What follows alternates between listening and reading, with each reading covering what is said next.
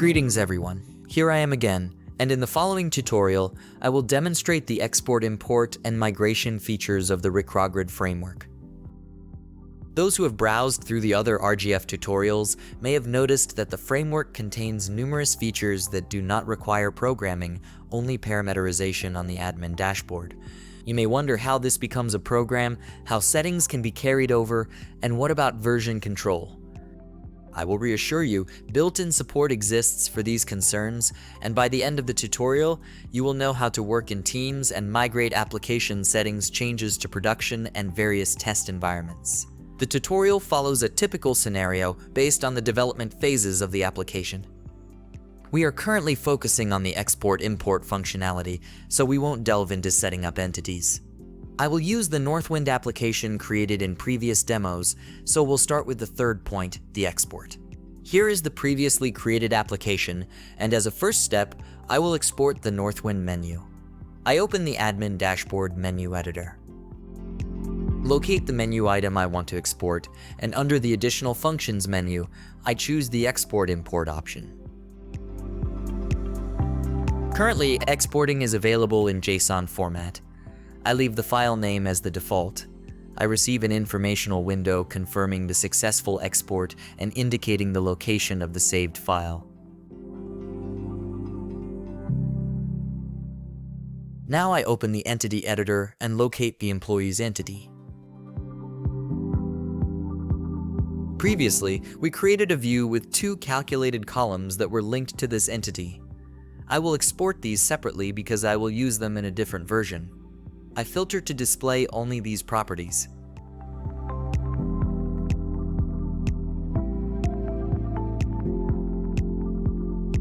And export them. Now I delete them because I don't want them to be included in version 1.0.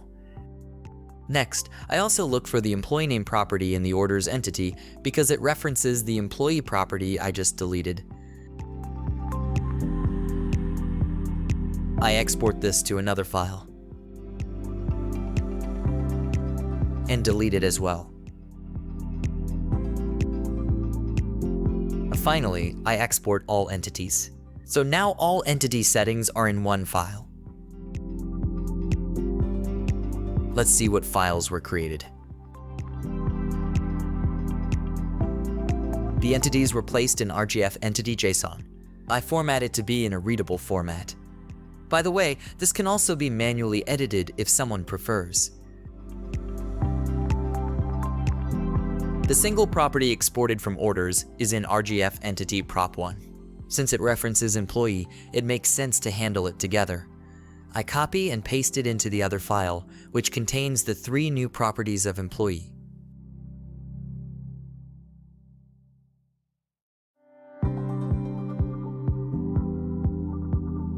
Then I delete it because it will no longer be needed. Finally, let's take a look at the menu.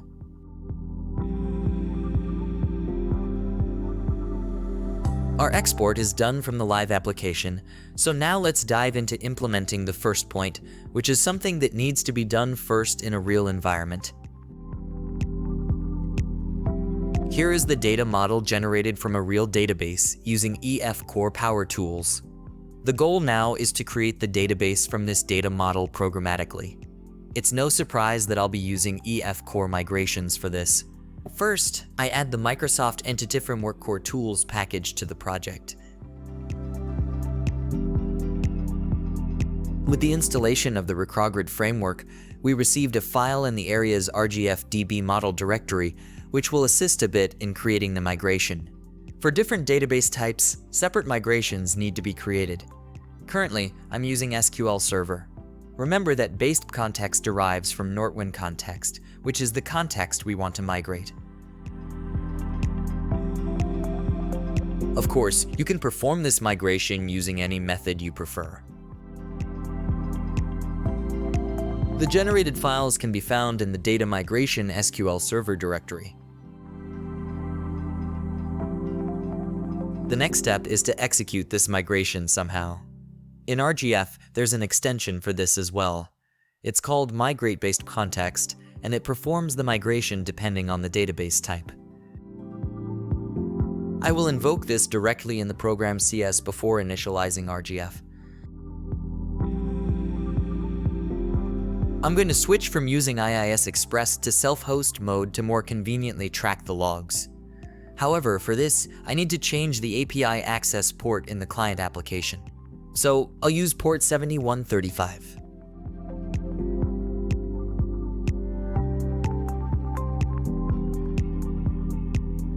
Finally, there's just one setting left. I'll perform this migration in a new database called Northwind 2. Currently, such a database doesn't exist at all. I start the application. Specify the new port. Initialize the RGF database.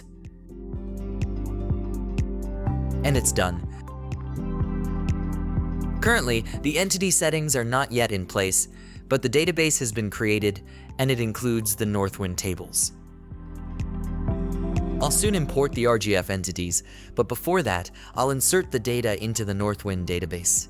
I'll do this using a script file provided with the sample database. It executes simple inserts, allowing us to test on a database filled with data.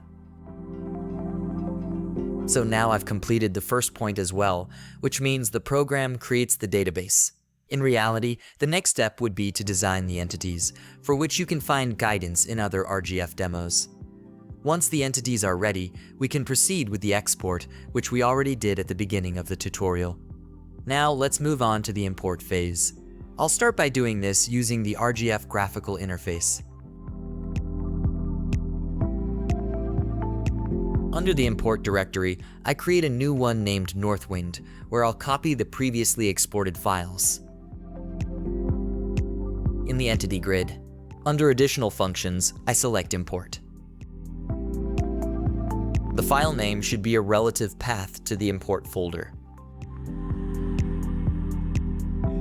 Now I open the menu editor and import the menu here.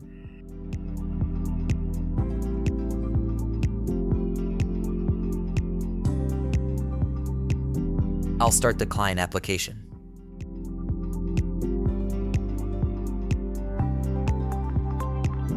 And it's evident that the menu has appeared and the original columns are visible in the employee grid.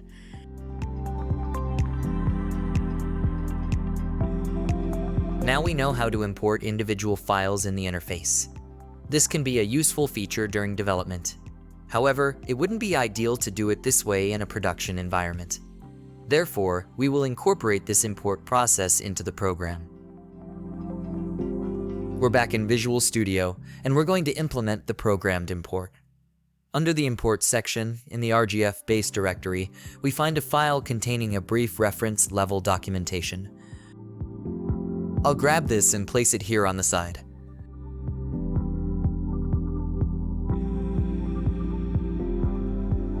The import process is also linked to the RGF initialization, at the end of which this custom SQL is executed. I'm currently using SQL Server, so I'll modify this file and call the Northwind initialization from here. As this is server specific, I'll create the SQL Server directory.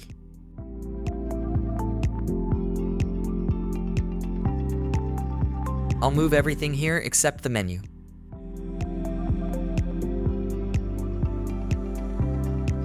I'll create the begin file, named import SQL.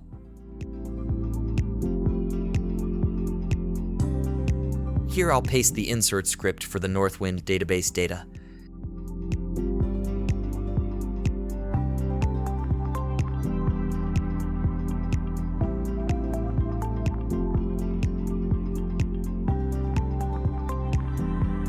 The first step is to execute this script containing inserts, but this is only necessary for the initial initialization.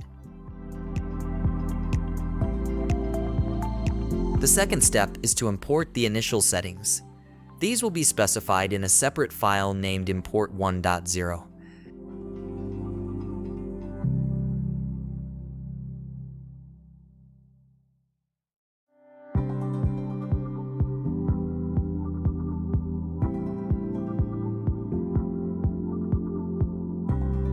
Here, I'll import the initial entity settings and the menu.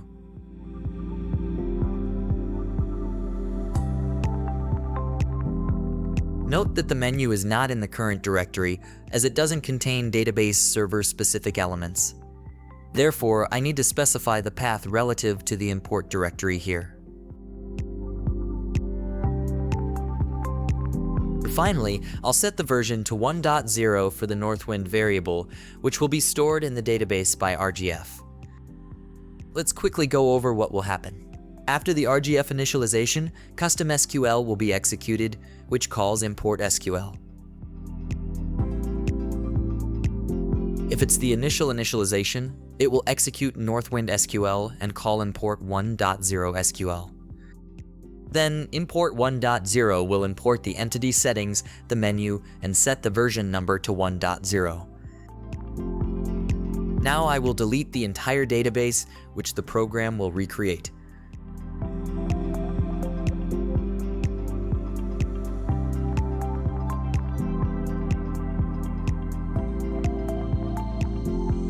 I start the application.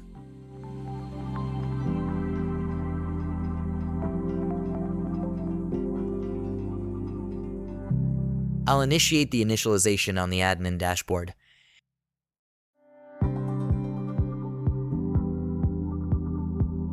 In the displayed log, you can see what the system executed. I'll refresh the client. And everything works fine. The menu appears, the employees grid is visible, and the data is there too. Here you can see that indeed all entity settings have been imported. Now that we can import programmatically, we can address a very important question. How can we track changes? No matter how cool version 1.0 may be, it will inevitably need modifications sooner or later. In order to introduce these changes into the production environment, and in the case of team collaboration, into the local environments of other developers, we need to implement versioning. In the following, I will demonstrate this. We're at a point where we have a version 1.0, and we want to create version 1.1, which includes a new database view for employees and 3 new properties in the employee entity, as well as 1 new property in the orders entity. We exported these at the beginning of the tutorial. In the import SQL, I add a new line that will only be invoked if the current Northwind version is 1.0.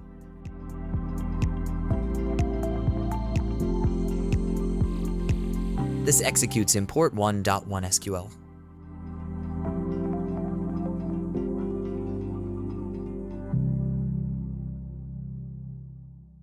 In version 1.1, we import entity prop JSON in a way that modifies the existing data. Remember, for this to work, we also need to create a database view. I'll copy this from the original database.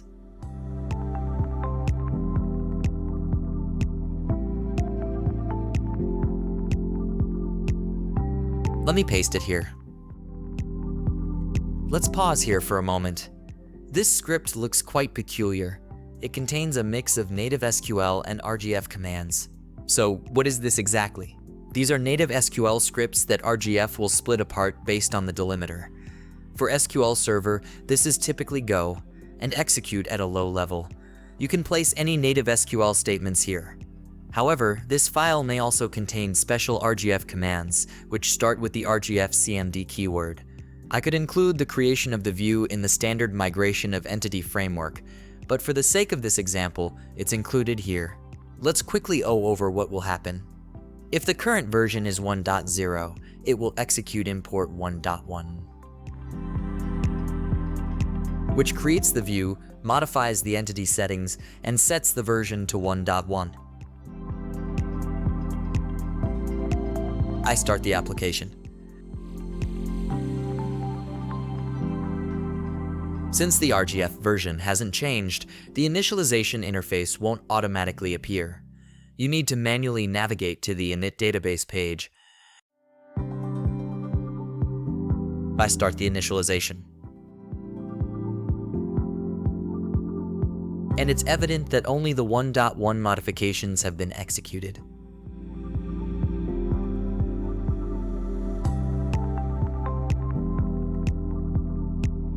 Here, you can see that the new properties have been added to the employee entity. I also checked the client application. The 2 new calculated columns coming from the view have appeared. The final point of the demonstration is to fully automate this migration and import process.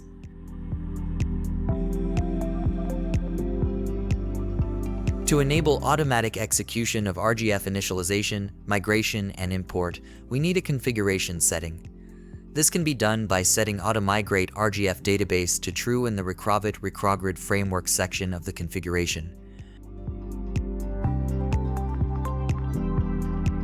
Once again, I delete the entire database.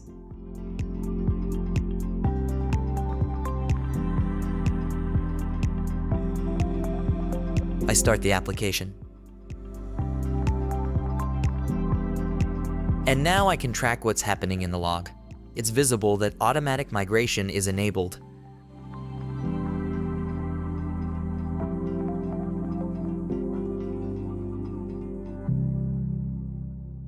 And the same information we could previously see in the GUI is now only available in the log.